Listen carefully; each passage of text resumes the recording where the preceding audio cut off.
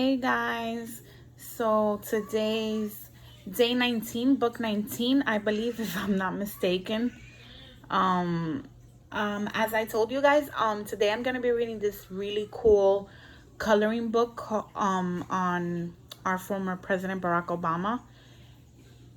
This one's by Gary Zaboli. Barack Obama coloring book.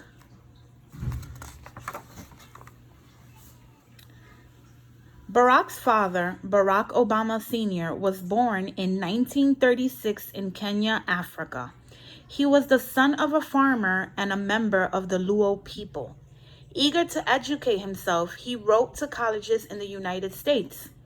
The University of Hawaii offered him a scholarship. Here, by the shores of Lake Victoria, he reads the acceptance letter from the university.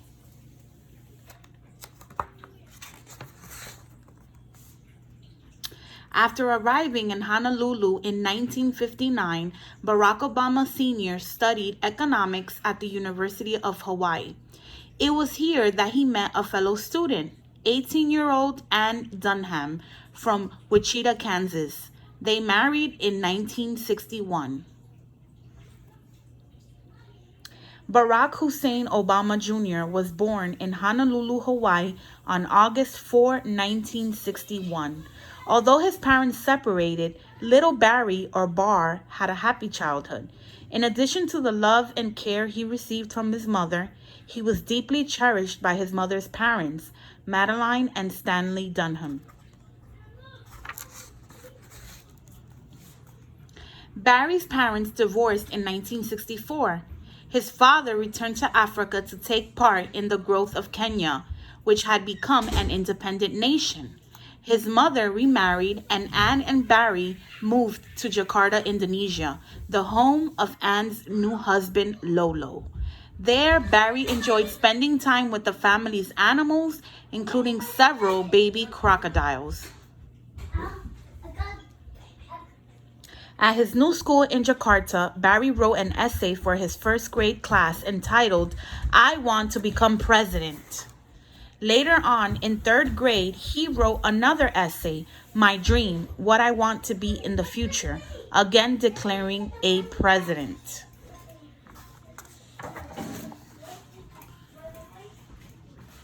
When the family moved to a better neighborhood, Barry attended a different elementary school.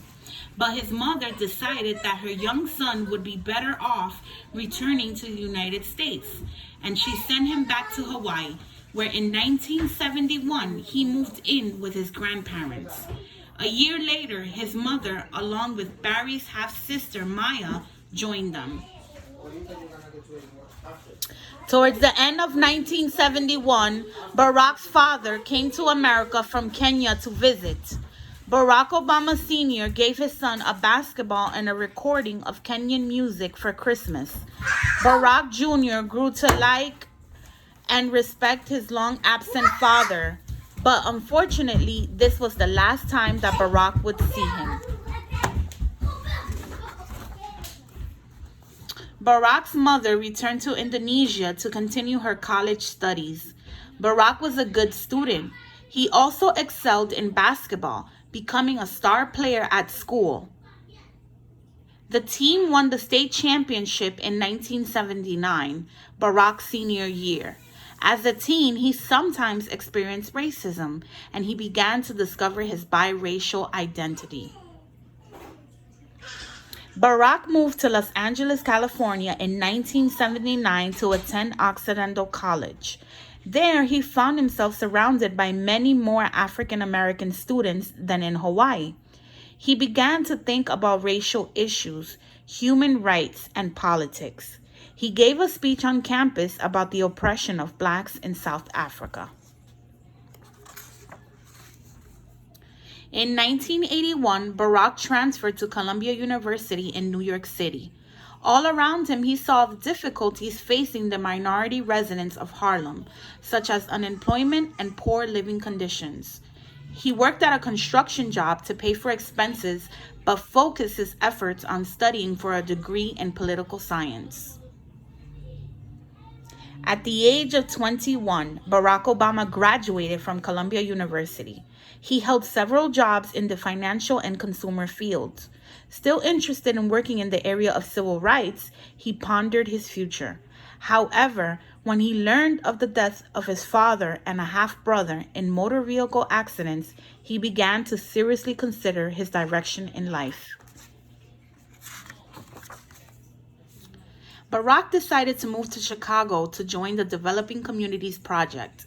It meant a cut in pay, but it also meant taking on a job that would make a difference in the lives of many poor, struggling people. He loaded up his car and drove from New York to Chicago with a new sense of purpose.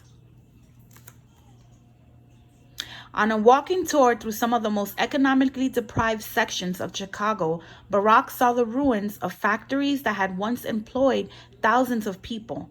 He also encountered rundown apartment buildings and citizens whose problems with unemployment, poverty, and crime were troubling realities. Politicians and community leaders could not agree on how to solve the problems of Chicago's disadvantaged communities. Barack Obama used his insights, education, and persuasive voice to offer ideas and to organize community members. He supported programs that helped find jobs, get better housing, and make their voices heard by voting in elections. Realizing that a law degree might enable him to better serve the community and perhaps enter politics, Barack decided to go to law school. He chose Harvard University, where his father had attended graduate school. But first, he planned a long-desired trip to Kenya, his father's birthplace. There, he met many relatives and made connections to his African heritage.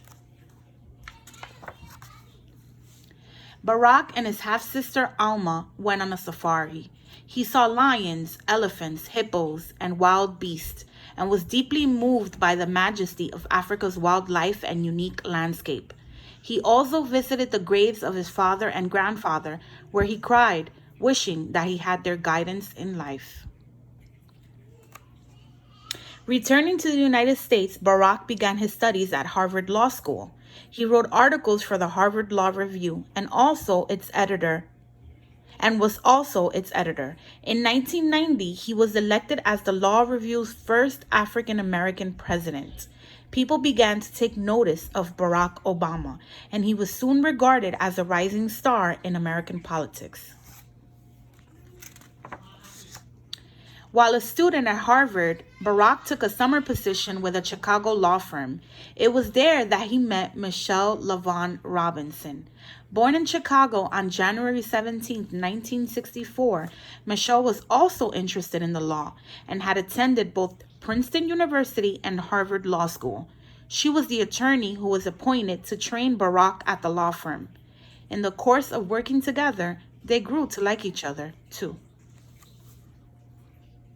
After graduating from Harvard in 1991, Barack moved to Chicago to both practice law and to teach at the University of Chicago Law School.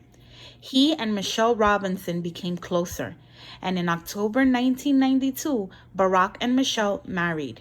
They are shown here with their mothers at the wedding. Barack never lost sight of his political ambitions, and in 1995, he ran for the office of Democratic State Senator from Illinois. By knocking on doors and introducing himself, he was able to tell voters about his plans to address the problems in their communities, and he won the election. During the last month of his state Senate campaign, sadness entered Barack's life. In November 1995, his mother died.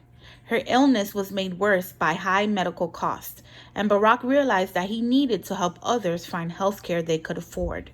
He used his political office to introduce laws about health care into the Senate. Malia Obama, Barack and Michelle's first daughter, was born in 1998. In 2000, Barack ran for Congress, but he was not successful this time, as his opponent was better known and he was defeated. Barack was very disappointed at this setback. Barack's disappointment did not last long, for his family was overjoyed with the birth of their second daughter, Sasha, in 2001. The next year, he won a third term in the Illinois State Senate. Now he set his sights on running for the office of Illinois Representative in the United States Senate. Barack Obama won the election with 70% of the vote, and the Obamas moved to Washington, D.C. He was sworn in as a U.S. Senator on January 4th, 2005. Barack had impressed many people with the speech he gave at the Democratic National Convention in 2004. Now, as a senator, he was taking part in events at the national level. He joined the Senate Foreign Relations Committee and traveled to Europe, the Middle East, and Iraq, widening his knowledge of foreign policy issues. He is shown above in Moscow, Russia. Barack published his first book, Dreams from My Father, A Story of Race and Inheritance, in 1995. In 2006, he brought out another book, The Audacity of Hope, Thoughts on Reclaiming the American Dream. By now, he was known for his way with words and his powerful speeches, and politicians began to wonder whether Barack might run for president someday.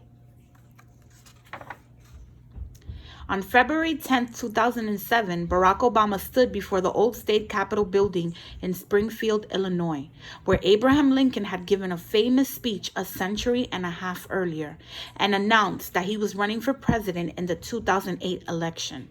More than 10,000 people came out on that bitterly cold day to share the historic moment with Barack and his family. Barack was up against a very strong field of Democratic candidates for president, especially Senator Hillary Rodham Clinton, the former First Lady.